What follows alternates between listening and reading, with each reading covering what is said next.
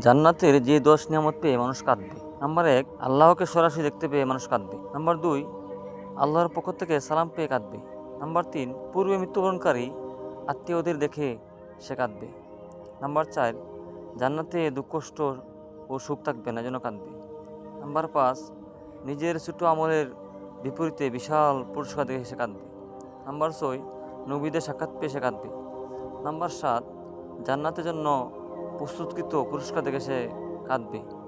Number 8, জান্নাতের পোশাক অলঙ্কার সিংহাসনে বসতে পেরে সে কাঁদবে।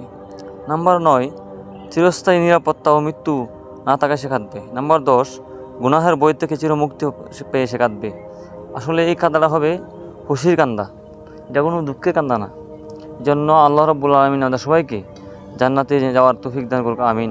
এবং এই ভিডিওটি শেয়ার করে দিবেন যাতে অন্য মুসলমান ভাই বোনেরা এটি জানতে পারে।